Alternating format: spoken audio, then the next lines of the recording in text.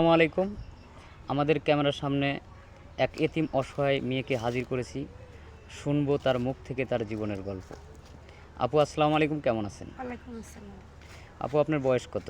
২৭ বছর। 27 বছর। আপনার ফ্যামিলিতে কে কে আছে? আমার ফ্যামিলিতে কেউ নেই, শুধু আমি একা। শুধু আপনি একা? জি। তাহলে আপনার এই আপনার সংসার চলে কিভাবে? সংসার আগে আমি গার্মেন্টসে চাকরি করতাম, এখন চাকরি করি না, এখন বর্তমান বাসায় আছি। বাসায় আছেন, কিভাবে চলতেছেন? চলতেছি কোনো রকম, কষ্ট মষ্ট করে চলতেছি না। বর্তমান কিছুই করতেছেন না? না, না। আগের জমানো টাকা খাচ্ছেন? হ্যাঁ, কিছু টাকা ছিল ওই খাইতেছি, পরে দেখি ঈদের পরে এখন কিছু দেখি একটা করা যায় কিনা, হ্যাঁ, হ্যাঁ। এই জন্য আসছেন। জি। আচ্ছা, এখন আমাদের এই ক্যামেরার সামনে আসার উদ্দেশ্যটা কি? কোনো সাহায্য চাওয়ার জন্য না বিয়ে শাদী করার জন্য? আমি একটা ভালো মনের মানুষ চাইছিলাম, যে ওনার ভালো মনের মানুষ বলে একটা আমার স্বামীর দরকার। আচ্ছা, আপনি ভালো মনের মানুষ বুঝবেন কেমনে? এত বড় একটা দুনিয়ায় ভালো মানুষ খোঁজা তো খুব টাফ। তো কিভাবে বুঝবেন? কথা আছে না, আল্লাহর দুনিয়ায় পাওয়া যেতে পারে, বুঝেন না? যাই হোক, কথাবার্তা বললে আপনি বুঝতে পারবেন যে ভালো মানুষ। আপনি মুসলমান না? জি, আমি মুসলিম। ৫ ওয়াক্ত নামাজ কালাম পড়েন? জি।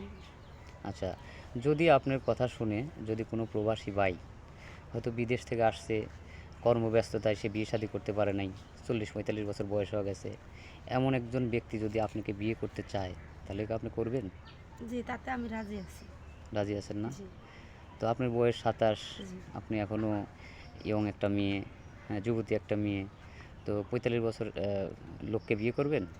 একটা কথা আছে না, খালি বয়স হলেই তো সব কিছু না। তার এখন বর্তমান দেখা যাইতেছে যে ৪০-৫০ বছরেও মানুষের সাথে ওই মনে বিয়ে করা হয়, যায় ১৮-১৯ বছরের মেয়েরও কিন্তু মেয়েরও বিয়ে হয়। হয়। কোনো সে যদি সমস্যা সে নেই। যদি তাকে চালাতে পারে, জি, তার জি। দায়িত্ব নিতে পারে, হ্যাঁ, হ্যাঁ। এটাই। এটাই। তো যাই হোক, আপনার কথা শুনে আমার খুব ভালো লাগলো।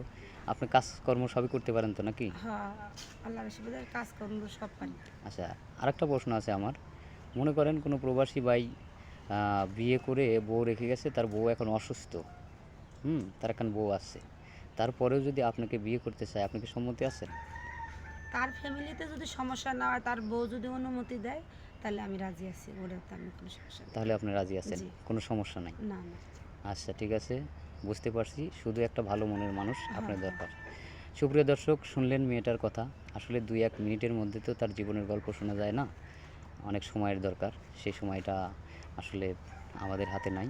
যাই হোক, যদি কোনো ভাই এই এতিম মেয়ের মুখের দিকে তাকিয়ে যদি তাকে নিতে চান বা তার দায়িত্ব নিতে চান, হ্যাঁ? তাহলে আচ্ছা আপা, আরেকটা প্রশ্ন। কেউ যদি দায়িত্ব নিতে চায়, আপনাকে পাবে কিভাবে? ওই আপনাদের সাথে যোগাযোগ করলে মনে আপনার হয়। কোনো ফোন নাম্বার নাই? না, আমার কোনো মোবাইল নেই। এই যুগে তো যদি ফোন নাম্বার নাই, এ কথা বলে কেউ বিশ্বাস করবে? না, না, আপনি যদি অবিশ্বাস করেন, তাহলে আমার কাছে করার কিছু নাই। আমার মোবাইল নেই, এটা আমি সত্যি কথা বলতেছি, আমার কাছে মোবাইল নেই। আচ্ছা, ঠিক আছে, বুঝতে পারছি। ভাইয়েরা, আপনারা শুনলেন তো, এই মেয়েটার দেখেন ফোন নাই, এতিম মানুষ, বাবা-মা কেউ নাই। আচ্ছা, আপনি মানুষ কার কাছে? হ্যাঁ? আপনার বাবা-মা নাই, এতদিন আপনি কার কাছে? এতদিন আমার ভাবির কাছে ছিলাম, তারপরে তো আমি অনেক বছর গার্মেন্টসে চাকরি করছি। আপনি কি আপন ভাবি? জি না, আমার চাচাতো ভাবি। চাচাতো ভাবি? জি। দেখছেন, মেয়েটার মুখ দেখলে বোঝা যায় খুবই অসহায়। তো তার কোনো ফোন নাম্বার নাই। যদি তার সাথে যোগাযোগ করেন, আমাদের স্ক্রিনে দেওয়া নম্বরটায় যোগাযোগ করবেন। ইমো, হোয়াটসঅ্যাপ সব আছে। কেউ ভিডিও কল দিবেন না। ভিডিও কল দিলে ব্লক করতে বাধ্য হব। ভালো থাকবেন, সুস্থ থাকবেন। আল্লাহ হাফেজ।